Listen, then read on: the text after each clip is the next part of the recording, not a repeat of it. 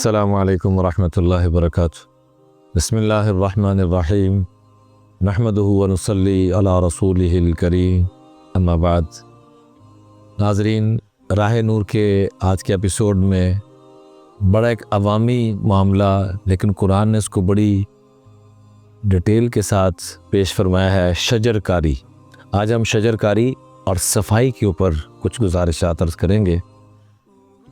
قرآن پاک میں تقریباً 60 مرتبہ کے قریب شجر کاری کا ذکر کیا گیا ہے، درختوں کا ذکر کیا گیا ہے۔ مختلف اللہ پاک نے اس کو مختلف انداز میں پیش فرمایا ہے۔ هو الذی انزل من السماء ماء لکم منہ شراب ومنہ شجر فیہ تسیمون، یہاں درختوں کا ذکر کیا۔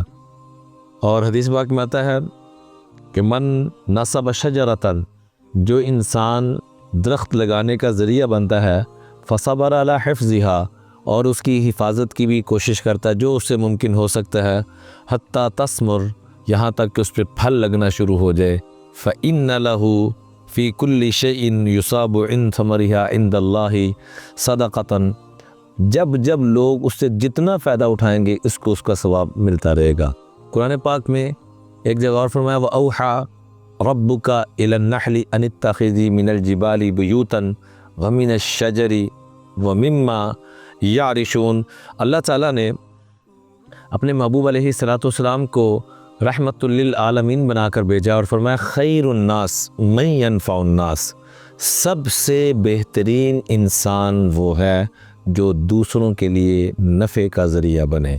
لیکن کوشش کریں کہ درخت وہ لگائیں ماہرین سے پوچھ کر جس کا لوگوں کو بھی فائدہ ہو، ماحول کا بھی فائدہ ہو۔ بعض دفعہ ایسے درخت لگا دیے جاتے ہیں جو زمین کے سارے پانی کو ہی ختم کرنے کا ذریعہ بن جاتے ہیں، تو وہ نیکی برباد گناہ لازم والا بھی معاملہ۔ تو درخت بھی ضرور لگائیں جس سے دوسروں کو تکلیف بھی نہ ہو اور راحت کا اعلیٰ درجے کا ذریعہ بنے۔ نہ لگانا بھی غلط، اور غلط درخت لگانا، غلط پودے لگانا، یہ بھی غلط۔ دونوں چیزوں کا خیال رکھتے ہوئے یہ کریں۔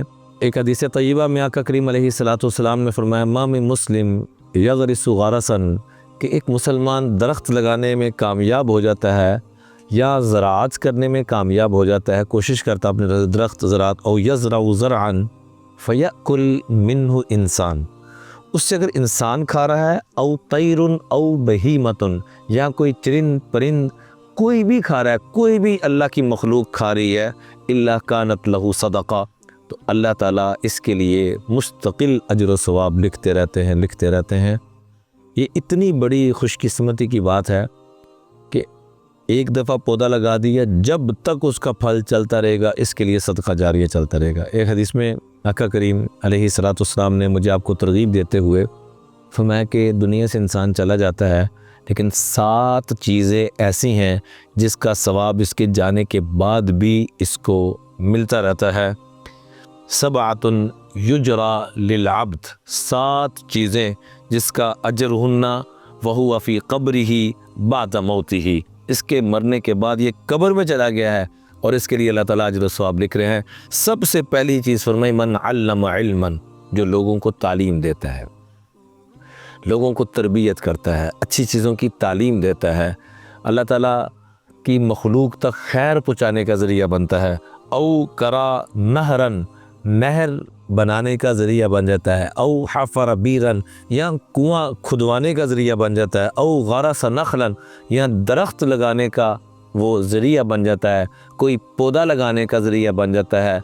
اور اس کے علاوہ فرمایا او ولدن یغرس لہ یستغفر لہ، او ولدن یستغفر لہ، یا اس کی اولاد ایسی ہوتی ہے جو اس کے لیے اللہ سے دعا مانگ رہی ہے۔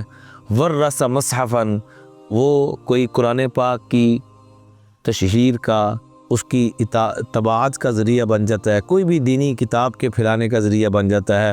او بنا مسجداً، یا مسجد بنانے کا ذریعہ بن جاتا ہے، مسجد میں کوئی کام کا، چھوٹے موٹے کام کا ذریعہ بن جاتا ہے، تو یہ قبر میں ہوگا اور ان 7 چیزوں کا اجر اس کو ملتا رہے گا۔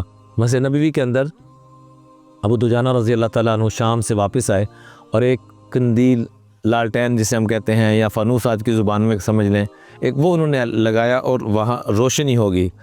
تو آپ نے فرمایا یہ کس نے کیا؟ تو بتایا گیا فلاں نے۔ وہ پہلے گھبرا گئے، پتہ نہیں کوئی میں نے کوئی غلط کام تو نہیں کر دیا؟ تو آپ اتنا خوش ہوئے۔ ایک صحابی تھے وہاں پر، انہوں نے آقا کریم علیہ الصلوۃ والسلام کی جب خوشی کی اس کیفیت کو دیکھا تو کہا آج اگر میری بیٹی ہوتی تو میں اس کی شادی تمہارے ساتھ کرتے۔ تو آپ نے اتنا اچھا کام کیا ہے۔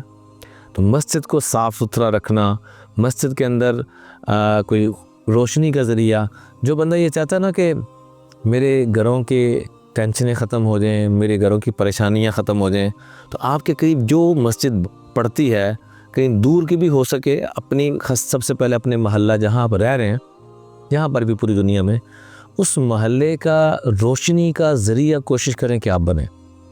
وہاں آپ سولر لگوا سکتے ہیں، وہاں آپ کوئی لائٹ دے سکتے ہیں، وہاں بجلی کا بل جمع کرانے میں کامیاب ہو سکتے ہیں، جو بھی ممکن، اس کی صفائی اور اس کی روشنی، یہ دو چیزوں میں اگر آپ کرنے میں کامیاب ہو جاتے ہیں تو آپ براہ راست حضرت ابراہیم علیہ الصلوۃ والسلام کی اس سنت کو زندہ کر رہے ہیں جس کا تذکرہ قرآن پاک میں ہے، اور اس کی برکت سے انہوں نے اولاد کی فرما برداری کی دعا مانگی تو اولاد کو اللہ نے ایسا فرما بردار بنایا کہ کائنات میں ایسی مثال نہیں ملتی کہ 7 سال کا بچہ اپنے والد کو کہہ رہا ہے کہ افعل ما تؤمر اذبح یا بنی انی اری فی المنام انی اذبحک فانظر ماذا تؤمر، تجھے ذبح کرنے کا مجھے خواب میں حکم ہوا ہے۔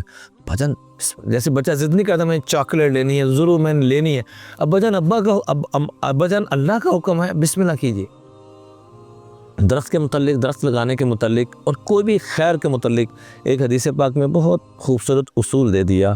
آقا کریم علیہ الصلوۃ والسلام نے فرمایا ان قامت الساعہ وفی ید احدکم فسیلۃ، قیامت قائم ہو چکی ہے اور نظر بھی آ رہا ہے قیامت کی ساری نشانیاں پوری ہو رہی ہیں، اور آپ کے ہاتھ میں کوئی پودا ہے اور آپ اس کو لگا سکتے ہیں، فلیغرسھا، تو میں اللہ کا محبوب تمہیں حکم دیتا ہوں کہ تب بھی اس حالت میں بھی پودا لگا دو۔ ممکن ہے اللہ اس کے بعد اس کے ذریعے کس کو کیا فائدہ پہنچا دے۔ تم اس چیز میں مت آنا کہ قیامت آ گئی اب کسی نے کیا فائدہ اٹھانا ہے۔ یہاں تک شجرکاری کو پروموٹ کرنے کی آقا علیہ الصلوۃ والسلام نے ترغیب دی۔ حضرت ابو درداء رضی اللہ تعالیٰ عنہ کا بڑا مشہور واقعہ ہے کہ کسی نے کہا کہ آپ تو بوڑھے ہو گئے ہیں، آپ کیوں یہ پودے لگا رہے ہیں؟ تو فرمایا جیسے ہمارے بڑوں نے لگائے تھے آج ہم فائدہ اٹھا رہے ہیں، ہم لگائیں گے، ہم بعد میں آنے والے وہ اس سے فائدہ اٹھائیں گے۔ تو دوسروں کے لیے خیر کا ذریعہ بننا، دوسروں کے لیے آسانیوں کا ذریعہ بننا۔ سلمان فارسی رضی اللہ تعالیٰ عنہ کو، جن کے وہ غلام تھے، اس نے کہا کہ 300 درخت اگر تم مجھے لگا کے دو گے تو امام الانبیاء خود ساتھ لگ کر عجوہ کھجور کے درخت لگائے، اس کے پودے منگوائے گے۔ اور ایک حدیث میں قیامت تک آنے والے لوگوں کو رہنمائی فرما دی، من قطع صدرہ صوب اللہ رأسہ فی النار، جو درخت سایہ دار درخت کو کاٹے گا اللہ اس کے سر کو کاٹ کر جہنم میں پھینکے گا۔ ہاں ضرورت ہے، پورے لوگ اس پہ متفق ہیں، ایک ہے اپنی طرف سے ہی کر دینا، ضرورت ہے تو الگ بات ہے، مجبوری الگ بات ہے۔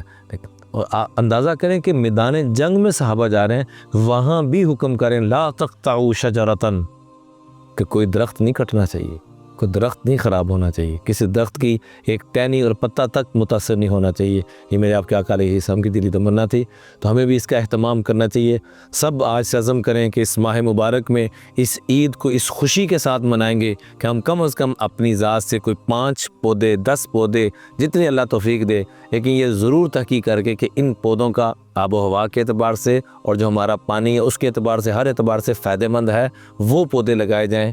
ماہرین سے پوچھ کر صفائی کے متعلقہ ایک دو گزارش عرض کرنا چاہوں گا۔ کنز العمال کی روایت ہے غسل الاناء و طہارت الفناء، 2 کام تم کر لو زندگیوں سے فقر و فاقہ ختم ہو جائے گا۔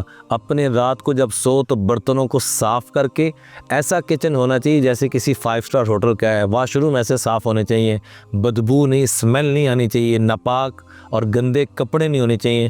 کوشش روٹین ایسی کریں کہ ہمارا واش روم، ہمارا کچن، ساری چیزیں یہ صاف۔ وطہارت الفناء، اور جو آپ کے گھر کے باہر جتنا ممکن ہو سکتا ہے، راستوں کو، چوراہوں کو، آپ کے گھر کے ارد گرد جتنا آپ کے بس میں ہے، یہ 2 چیزوں کو جو صاف کرے گا یورثان الغنا، تو میں یہ دونوں چیزیں اس کو غنی بنانے کا، مالدار بنانے کا، رزق کی برکت کا ذریعہ بنیں گے۔ اور اللہ تعالیٰ بھی جمیل ہیں، خوبصورت ہیں، ان اللہ جمیل وَيُحِبُّ الجمال، اور جمال کو پسند کرتے ہیں، اور فرمایا الطہور شطر الایمان، صفائی آدھا ایمان ہے۔ رات کو سوتے وقت ہمارے دانتوں سے اسمیل نہیں آنی چاہیے، اس کو صاف کر کے سونا چاہیے۔ آقا کریم علیہ السلام کی مستقل سنت تھی، اتنا مسواک کا اہتمام کرتے تھے رات سونے سے پہلے بھی اور ہر نماز سے پہلے بھی، حتیٰ یشو صفا، بعض دفعہ یہ چیزیں متاثر ہو جاتی تھی، تو صفائی کا اہتمام بہت زیادہ کریں۔ ایک شخص آئے، بکھرے ہوئے بال اور کپڑے جو ہے میلے کچیلے گندے تھے، تو آپ نے ناراضگی کا اظہار فرمایا اور فرمایا کہ اللہ نے جب نعمتیں دی ہوئی، اس سے فائدہ کیوں نہیں اٹھاتے؟ اس سے فائدہ اٹھاؤ۔ ابن عباس رضی اللہ تعالیٰ عنہ مستقل یہ حکم دیا کرتے تھے جیسے خواتین اپنے خامن کے لیے بناؤ سنگار کرتی ہیں۔ ابن عباس جو رئیس المفسرین، تمام تفسیر کرنے والوں کے، تمام مفسرین کے سردار، وہ کیا فرما رہے ہیں؟ جیسے خواتین بناؤ سنگار اپنے مرد کے لیے کرتی ہیں، میں یہ حکم دیتا ہوں کہ مرد حضرات بھی جیسے خواتین اہتمام کرتی ہیں اپنے حساب سے، مرد حضرات بھی اپنے حساب سے جو اللہ نے ان کو حکم دیا ہے، جو گنجائش شرعی طور پہ بنتی، اس کے دائرے میں رہتے ہوئے اپنا اعلیٰ درجے کا بناؤ سنگار کریں۔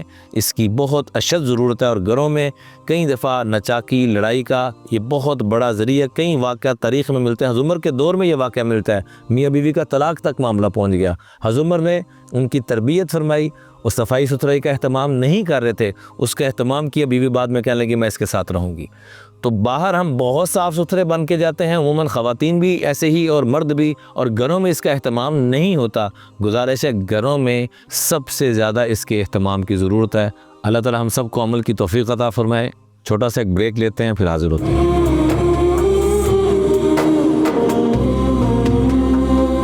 راہ نور میں خوش آمدید، آپ کے مسائل اور ان کے حل کے ساتھ حاضر ہیں۔